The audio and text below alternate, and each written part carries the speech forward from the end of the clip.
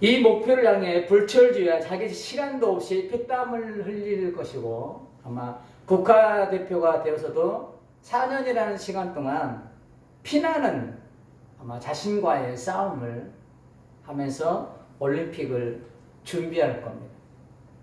그런데 국가대표가 되어서 4년 동안 훈련할 때 자기 방식대로만 한다면, 자기가 과거에 이렇게 훈련해 왔으니까 나는 내 방식대로만 훈련할 거야, 이렇게 고집을 피운다면 절대 안 되죠.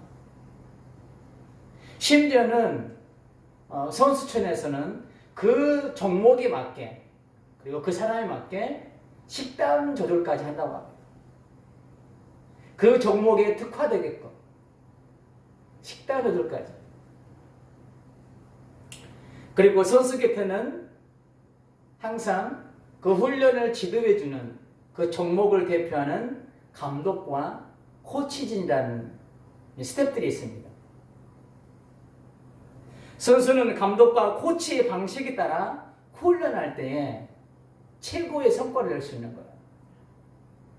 자기 방식대로 과거에 자기가 그렇게 훈련해 왔기 때문에 감독의 말을 듣지 않고 코치의 말을 듣지 않을 때는 아마 결과는 불보듯 뻔할 거예요. 어떻게 보면 그 선수의 선수 생활의 생명까지도 지장을 얻을 수 있을 겁니다. 자기 방식을 고집한다면. 감독이 코치해 주는 거, 코치와 스태프들이 코치해 주는 것들을 잘 수용할 수 할 때에 좋은 결과물을 얻어낼 수 있는 거예요. 그래서 감독이 필요하고, 그래서 코치가 필요한 거예요.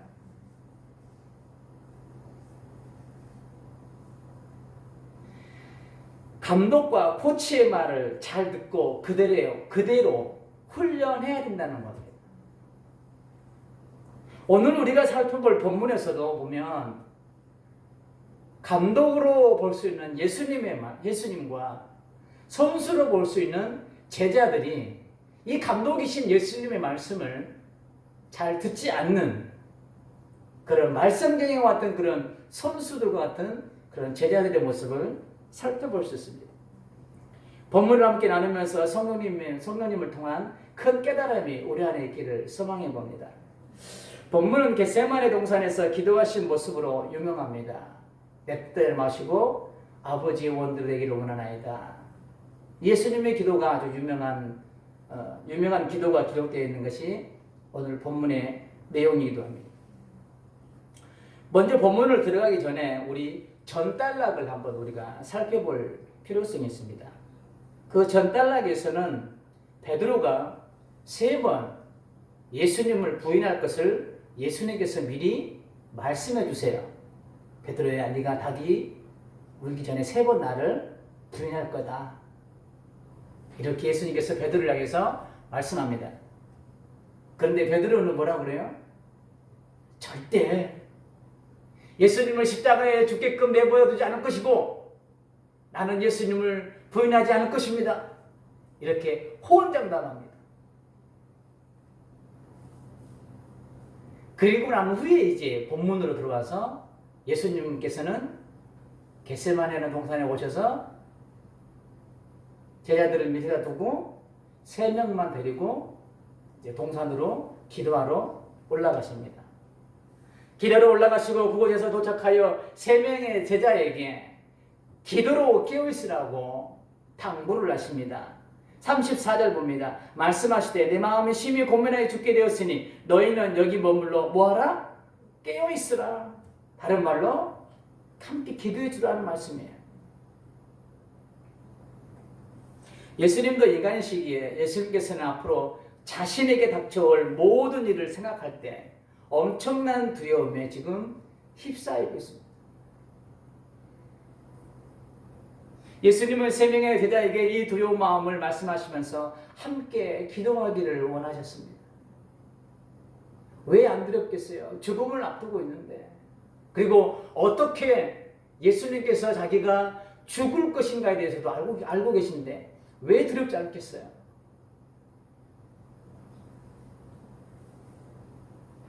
이 당부의 말씀을 하시고 예수님은 제자들과 조금 떨어진 곳에서 이렇게 기도하십니다. 아주 유명한 기도의 내용입니다. 36절 이르시되 아빠 아버지께 모든 것이 가능하오니 이 잔을 내게서 옮기시옵소서. 그러나 나의 원대로 마시옵고 아버지의 원대로 하소서. 이렇게 기도하십니다. 십자가의 죽음이 얼마나 두려우셨으면 예수님께서 이렇게까지 기도하셨을까? 저는 예수님의 마음이 아무리 묵상을 해도 이 예수님의 마음이 느껴지지 않죠. 답답했습니다. 사랑하는 제자들에게 배신당하고 버림당하고 그리고 억울하게 죄도 없는데 무참하게 죽어야 하는 그 마음은 어땠을까? 아무리 그 마음을 내가 느껴보려 해도 안 되더라고요. 얼마나 들어오셨으면 이 잔을 옮겨달라고까지 기도를 하셨을까? 나의 원대로 마시옵고 아버지 원대로 하옵소서. 예수님은 이 죽음을 그대로 받아들이십니다. 비록 처참한 죽음이 기다리고 있다 할지라도 사랑하는 제자들의 배신과 버림당함이 기다리고 있다 할지라도 예수님은 그 죽음을 받아들입니다. 더 나아가 하나님 아버지의 뜻을 그대로 받아들이십니다. 하나님의 뜻 안에 예수님의 생애를 맡겨드립니다. 올려드립니다. 우리의 믿음이 이런 믿음이 있기를 주님의 이름으로 축복합니다. 때로는 이해가 가지 않는 일들, 받아들이기 힘든 상황들, 억울한 일들, 믿었던 사람에게 당했던 배신들, 내가 하지도 않은 일인데 모든 화살이 나를 향하는 그런 억울한 일들, 기타 등등 받아들이기 힘든 일들이 있었고 앞으로도 있을지 모르겠습니다. 죄송하지만. 그러나 그것이 나를 향한 하나님의 뜻이라면, 그리고 나를 더 큰 그릇으로 만들기 위한 하나님의 뜻이라면, 하나님의 때에 하나님의 뜻을 이루기 위해 지금 나를 훈련하시는 중이라면 우리가 나의 억울함을 내려놓고 나의 생각을 내려놓고 예수님처럼 하나님의 뜻 앞에 무릎을 꿇어보자는 거예요. 아가서의 말씀처럼 그곳이 예수님의 향기가 나는 곳이라면 우리가 한번 찔려보자는 거예요. 내가 찔려서 예수님의 향기가 드러낼 수 있는 곳이라면 우리가 한번 찔려보자는 거예요. 하나님의 뜻에 나의 모든 것을 한번 맡겨보자는 거예요. 신명기 28장은 축복장과 또한 저주의 장으로 유명합니다. 하나님의 말씀을 행하고 준행하는 자들에게는 14절까지 1절에서부터 14절까지 이런 축복이 있겠다고 하나님께서 축복을 열거해 주십니다. 대표적으로 1절과 2절을 한번 보겠습니다. 신명기 28장 1절과 2절에 보면 네가 네 하나님 여호와의 말씀을 삼가 듣고 내가 오늘 네게 명령한 그의 모든 명령을 지켜 행하면, 듣는 것으로 머무는 것이 아니라 지켜 행할 때에 네 하나님 여호와께서 너를 세계 모든 민족 위에 뛰어나게 하실 것이라. 네가 네 하나님 여호와의 말씀을 청종하면 이 모든 복이 네게 임하며 네게 이르리니. 그러면서 나가도 복을 받고 들어가도 복을 받고 떡밥 두개도 복을 받고 내 양물의 복을 받고 복을 받고, 그러면서 쭉 14절까지 축복을 열고 있는 것입니다. 듣고 행할 때 나의 뜻을 내려놓고 하나님의 뜻을 행하는 자들에게 임한 축복들을 신명기 28장 1절에서 14절까지 기록하고 있습니다. 우리 앞에 놓여있는 상황들 때문에 먼저 불평하기보다는 하나님의 뜻을 먼저 묻고 그 뜻 앞에 순종으로 반응하여 신명기 28장에 기록된 축복의 열매들을 정치하는 성도님 되시기를 주님의 이름으로 축복합니다. 이 말씀을 준행하는 모든 자들에게 이 축복이 임하신다고 하나님께서는 모세를 통해서 다시 한번 확신찬 말씀을 하고 계십니다. 예수님께서 기도하시고 돌아오 보니 제자들이 자고 있습니다. 자고 있는 베드로를 향해 예수님께서 이렇게 말씀하시죠. 37절과 38절입니다.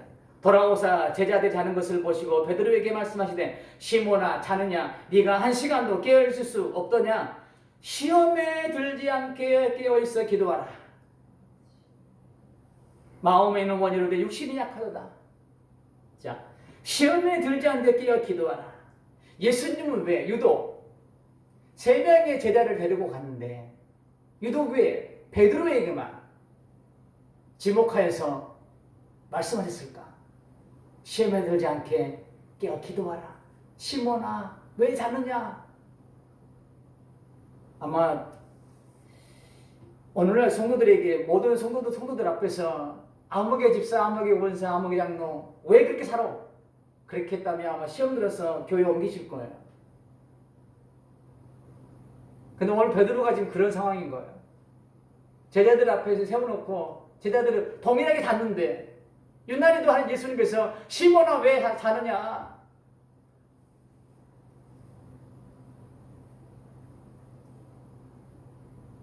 그것은 30절에서 왜 베드로에게 유독 그렇게 강하게 예수님께서 말씀하셨는지 찾아볼 수 있습니다. 30절 봅니다. 예수께서 이르시되 내가 진실로 네게 이르노니 오늘 밤 닭이 2번 울기 전에 네가 3번 나를 부인하리라. 이게 답인 거예요. 예수님께서 왜 베드로에게 이렇게 강하게 시험에 들지 않게 깨어 기도하라고 말씀하셨던 그 이유가 이 30절에 있습니다.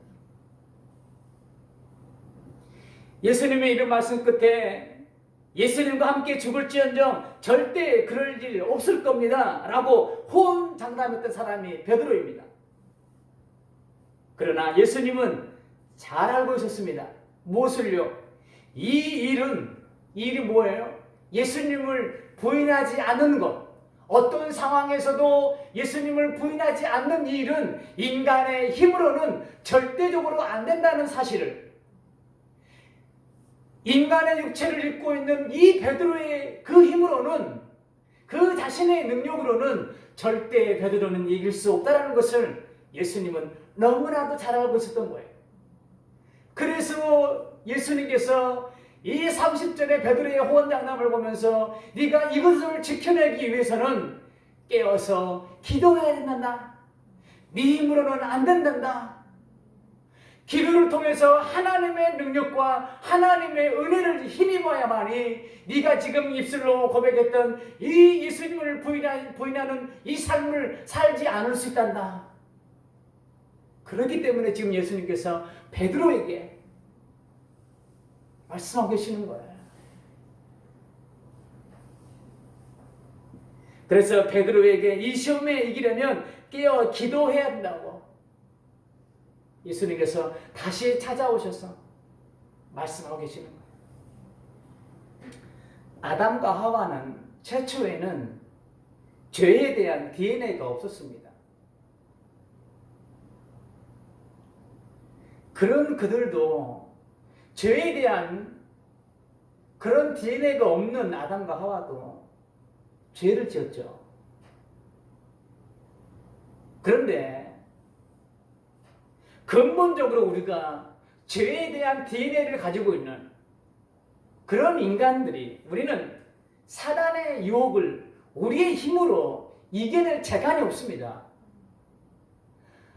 다시 한 말씀 드리지만 죄에 대한 DNA가 없는 아담과 하와도 죄에 걸려들었는데, 사단은 유혹에 걸려들었는데, 근본적으로 죄에 대한 DNA를 가지고 태어난 우리들은 어떻게 우리 힘으로 사단의 유혹과 싸워서 이길 수 있단 말인가요? 절대적으로 안 되는 거예요.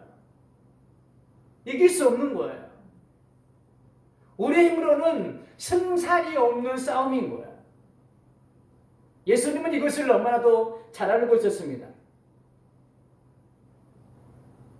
그렇기 때문에 베드로에게 말씀하신 거고, 그렇기 때문에 나의 영혼을 밝힐 수 있는 기도, 나의 영혼의 등불을 꺼지지 않게 하는 기도, 나의 영혼을 깨우는 기도를 우리는 소홀히 해서는 안 된다는 사실을 마음속 깊이 깨닫기를 소망합니다. 우리가 이 기도를 소홀히 할 때 나의 영혼은 어둠으로 덮어갈 겁니다. 나의 영혼은 점점 깊은 잠에 빠져들어 사단이 나를 죄의 포대기로 보쌈을 해가고 업어가도 아마 우리는 모를 거예요. 베드로전서 5장 8절과 9절에 베드로 사도는 이렇게 고백합니다. 지금 본문의 베드로는 어떤 모습인가요? 본문의 베드로의 모습과 이 베드로 전서를 기록한 베드로의 모습을 한번 우리가 비교하면서 한번 이 말씀을 한번 참고해 보기로 합니다. 베드로 전서 5장 8절과 9절에 근신하라 깨어라. 베드로에게 이런 말할 자격이 있나요? 오늘 본문에 보면 자기 본문에 지금 어떻게 하고 있어요? 자고 있는데 예수님께서 그렇게 직접적으로 시험에 들지 않게 깨어 있으라 예수님께서 직접적으로 말씀하셨음에도 불구하고 본인은 지금 이 본문에 자고 있는데, 그런데 이 베드로전서를 기록하고 있는 베드로는 이렇게 권면하고 있는 거예요. 근신하라 깨어라 너희 대적 마귀가 오는 사자같이 돌아다니며 삼킬 자를 찾나니 너희는 믿음을 굳게 하여 그를 대적하라. 이는 세상에 있는 너희 형제들도 동일한 고난을 당하는 줄을 알미라. 베드로 사도는 과거에, 그러니까 과거라는 언제예요? 오늘 본문의 베드로, 오늘 본문의 베드로, 기도로 깨어있지 못했을 때, 오늘 본문처럼 기도로 깨어있지 못했을 때 자기가 어떤 사람이었는지 너무나 잘 알고 있는 거예요. 기도하지 못했을 때에 자기의 모습을, 이 마가복음에 기록된 자신의 모습을 지금 상상하고 있는 거예요. 기도하지 않을 때의 자기 모습. 그래서 베드로는 기도로 깨어있는 것이 얼마나 중요한지를 몸소 체험한 사람이에요.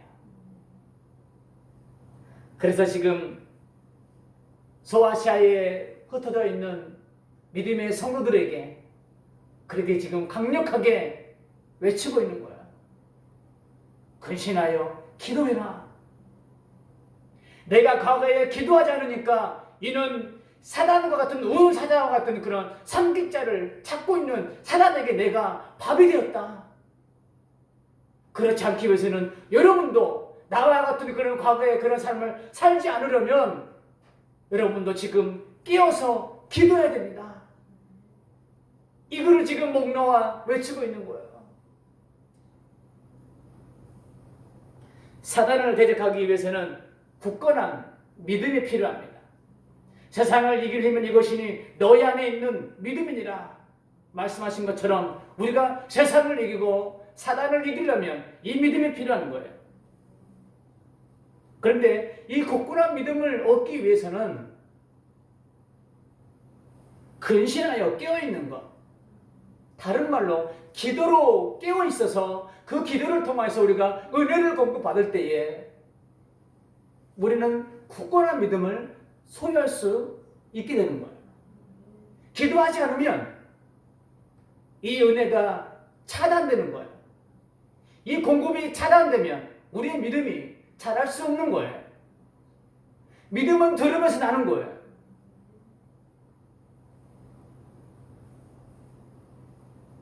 기도로 깨어있었던 베드로의 삶과 오늘 본문처럼 기도로 깨어있지 못하고 영혼의 잠이 들었을 때 그의 삶의 결과는 하늘과 땅 차이였습니다. 그렇죠? 오늘 본문의 베드로와 베드로 전후서를 기록하고 있는 베드로의 모습, 하늘과 땅 차이인 거예요. 이처럼 우리가 베드로와 같은 인생의 세디슨 열매를 맺지 않기 위해서는 항상 기도로 나의 영혼을 잠들지 않게 깨워야 할 줄 믿습니다. 그런데 어떨 때는 그런 마음이 있잖아요.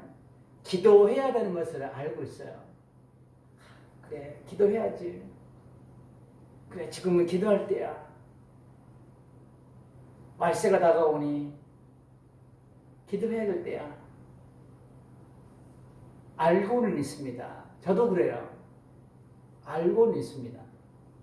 그런데 선뜻 기도의 자리로 나가지 못할 때가 참 많이 있음을 솔직히 고백합니다.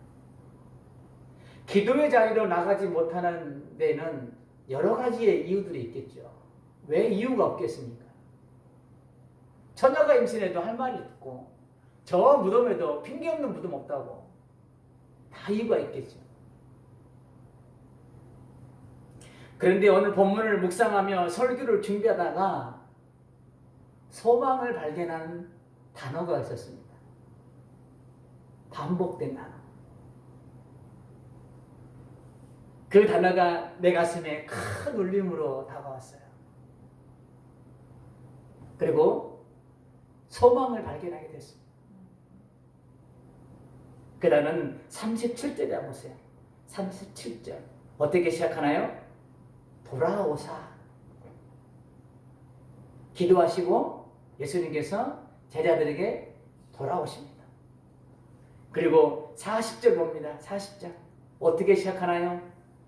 다시 오사. 다시 오사. 41절에 어떻게 시작하나요? 세 번째 오사.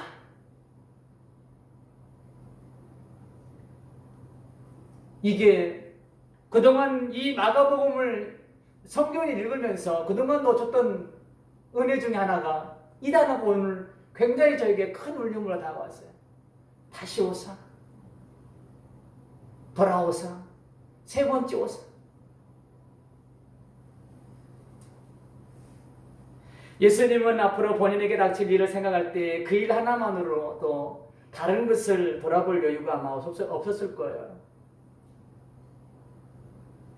예수님께 맡겨진 사명을 위해 기도하기도 아마 빠듯했을 것입니다.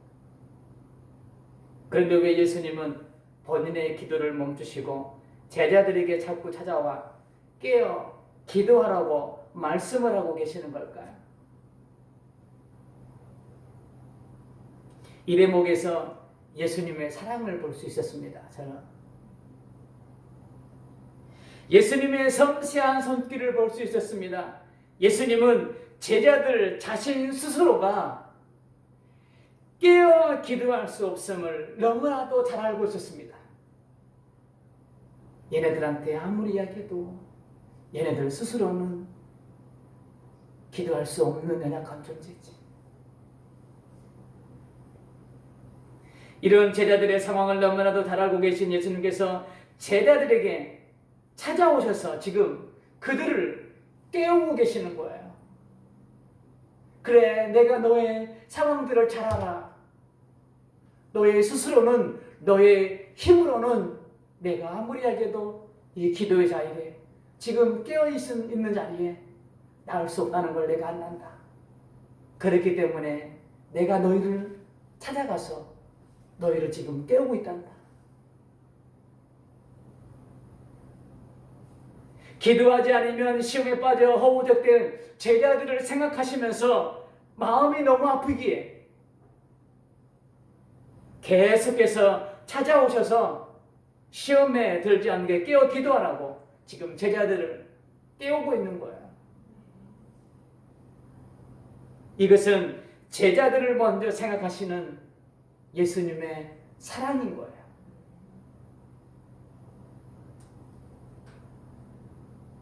오늘을 살아가는 우리를 향해서도 예수님은 동일하게 말씀하십니다. 마가복음 13장 37절에 보면 이렇게 말씀하세요. 깨어있으라. 내가 너에게 하는 이 말은 모든 사람에게 하는 말이니라 하시니라. 예수님 당시에 예수님 동시대에 살아가는 사람들에게만 국한된 말씀이 아니라 오늘을 살아가는 우리에게도 동일하게 제자들에게 찾아오시고 또 찾아가시고 또 찾아가셔서 말씀하신 것처럼 오늘을 살아가는 우리에게도 동일하게 찾아오시고 또 찾아오셔서 우리에게 말씀하고 계시는 거예요. 깨어있으라고, 시험에 들지 않게 기도하라고. 골로새서 4장 2절의 말씀에도 동일한 말씀이 있습니다. 기도를 계속하고 기도에 감사함으로 깨어있으라. 우리는 잘 알고 있습니다. 기도해야 된다는 것을.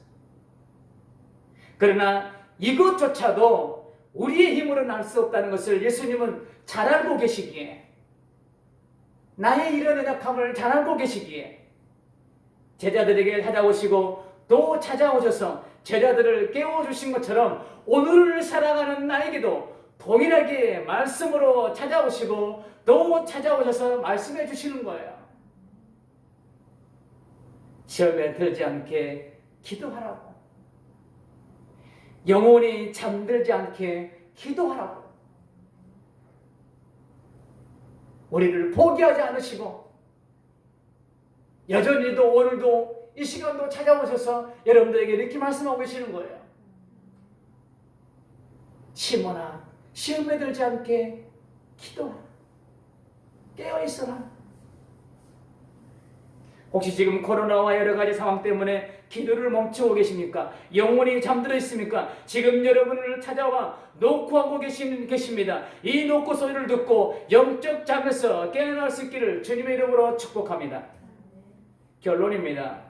성경 한 곳을 찾아서 다 같이 한번 우리 한 목소리로 봉독하신 후에 마무리하도록 하겠습니다. 로마서 13장 11절입니다. 한번 다 같이 찾아볼까요? 로마서 13장 11절.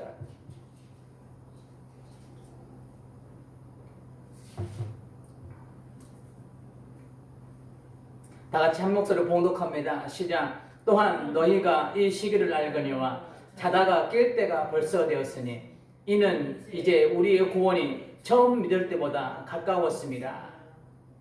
중요한 것은 자다가 깰 때가 벌써 되었다는 겁니다. 그리고 처음 믿을 때보다 예수님의 도래가 더욱더 가까웠다는 거예요. 베드로 사도는 동일하게 말씀을 하고 계십니다. 베드로전서 4장 7절에 보면 만물의 마지막이 가까웠으니, 예수님의 재림 때가 가까웠다는 거예요. 만물의 마지막이 가까웠으니 그러므로 너희는 정신을 차리고 근신하여 기도하라. 비록 지금은 모여서 마음껏 부르짖어 기도할 수 없지만 삶의 자리에서 우리가 기도합시다. 우리 영혼이 잠들지 않게 하기 위해 무시로 성령 안에서 기도로 깨어있기를 소망합니다. 믿음의 굳건한 사람이 되기 위해 기도하시기를 원합니다. 이 믿음이 여러분을 승리로 이끌어 가실 거예요. 믿음이 굳건한 사람은 사단의 시험에서도 승리하게 될 줄 믿습니다.